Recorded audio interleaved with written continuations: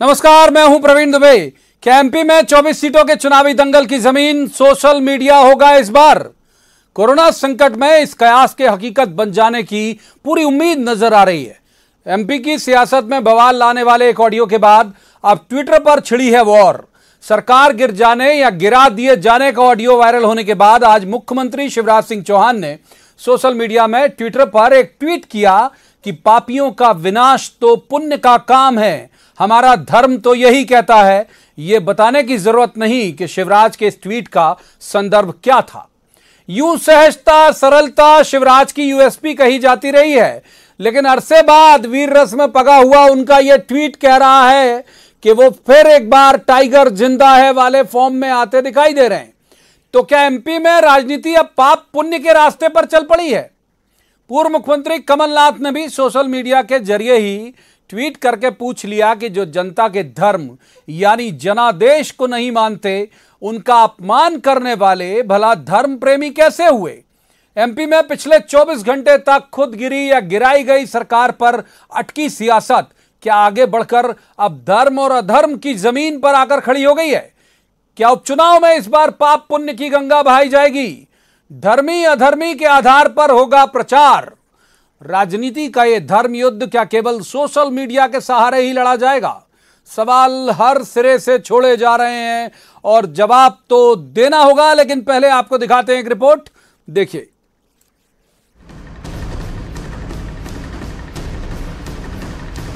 अभी एमपी की सियासी हवाओं में सीएम शिवराज की ऑडियो की तरंगे कमजोर भी नहीं पड़ी थी। अभी बीजेपी के ही पूर्व मंत्री विधायक ऑडियो के सवाल पर संतोषजनक उत्तर नहीं दे पा रहे थे कि लीजिए, खुद शिवराज ने अपने ट्वीट के साथ जवाब दे दिया और उसी दिलेरी से कह दिया जैसा उन्होंने कांग्रेस की सरकार बनने पर कहा था कि टाइगर अभी जिंदा है। शिवराज ने अपने ट्वीट में कहा कि पापियों का धर्म तो पुण्य का काम है, हमारा धर्म तो यही कहता है, लिहाजा पार्टी को तो पाप पुण्य की राजनीतिक परिभाषा के साथ फिर मैदान में आना ही था। अगर कोई भी पाप कर्म करता है तो ईश्वर उसको सजा देता है। राजनीति के क्षेत्र में भी मैं ये मानता हूँ कि अगर जनभावनाओं के साथ कोई खिलवाड़ करता है, जनता को कोई धोखा देता है, तो ये भी एक तरह का पाप है।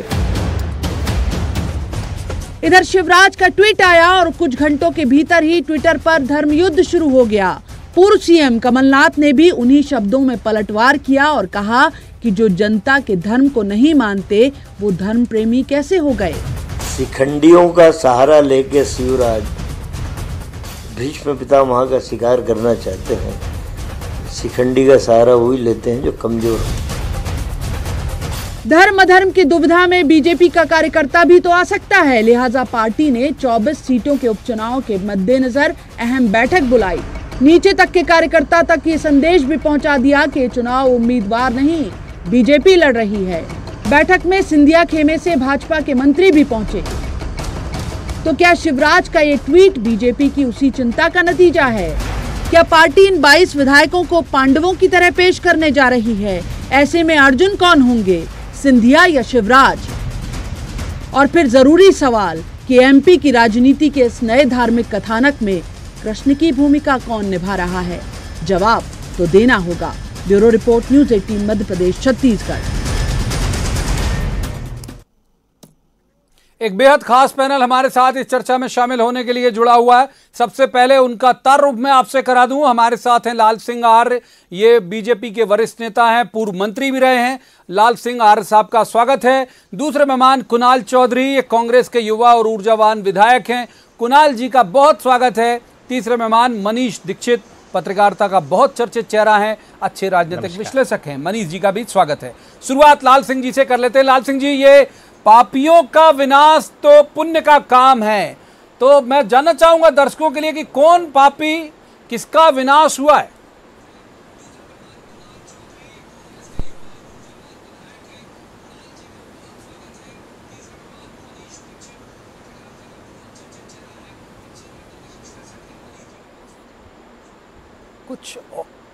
कुछ तकनीकी दिक्कत है, शायद ये लॉकडाउन के साइड इफेक्ट है। कुणाल चौधरी का रुख कर लेते हैं, तब तक हम कोशिश करेंगे कि हमारा लाल सिंह आर साहब से कनेक्शन जो है वो स्थापित हो जाए। कुणाल जी, कौन पापी जिसके विनाश की बात कर रहे हैं शिवराज सिंह चौहान साहब? देखिए, पहली बात तो ये पाप का चक्कर समझना पड़ेगा कि किस प्रकार से हर व्यक्ति अपने हिसाब से धर्म और अधर्म को जोड़ता है। जैसे महाभारत की बात करो या दूसरे ग्रंथों की बात करो तो कंस को तो भगवान कृष्ण भी पापी दिखते थे, उसके नजर में तो उनने भी पाप किया था, और शकुनी को पांडव पापी दिखा करते थे। और इसी प्रकार से इस देश में कंस का भी अंत हुआ, वहां पे शकुनी का भी अंत हुआ। और ये जो मामा है जिनको माफिया का जो सफाया माननीय कमलनाथ जी ने इस मध्य प्रदेश में करा, उस माफिया की कठपुतली की तरह यहां के जो मामा कंस शकुनी के जो वंशज खेल रहे हैं, उन्हें पाप और पुण्य हमें सिखाने का काम कर रहे हैं। और वो मर्यादा पुरुषोत्तम की बात कर रहे हैं। पहले अगर राम को मानते हैं तो उनके चरित्र का चिंतन करके उसे समझना सीखे कि क्यों केवट को गले लगाया होगा, क्यों सबरी के झूठे बेर खाए होंगे, क्या महिलाओं का वो सम्मान करते थे, और किस प्रकार से इन्होंने शराब की दुकानों पर महिलाओं को बिठाने का काम किया है। क्या लोकतांत्रिक चुनी हुई सरकारों को हटाना इनके लिए ये पुण्य है? अगर इस प्रकार का पुण्य है तो मुझे नहीं लगता कि जिस रामायण को ये मानते हैं, किस भगवान राम को मानते हैं, इनके किस चरित्र को मानते हैं, और मतलब चरित्र का चिंतन तो ये रावण का करते हैं जो हरण करके ले गया था। और इन्होंने लोकतंत्र की चुनी हुई सरकार का हरण करा है, और कहीं ना कहीं उससे जो सोने की लंका के दम पे रावण ने करा था, वही सोने का जो लूट और फरेब का पैसा था जो माफियाओं के माध्यम से बीजेपी के लोगों का रूट होता था, और उन्हीं माफियाओं के दबाव में आके मध्य प्रदेश की चुनी हुई सरकार क्या हत्या करी है, कत्लेआम कराए। ये पुण्य नहीं पाप कराए। इसकी सजा कंस को भी मिली थी, शकुनी को भी मिली थी, रावण को भी मिली थी, और जो अहंकार इस बार हमारे यहाँ के मामा को भी आ गया, 24 चुनाव में वो खत्म हो जाएगा। ठीक है।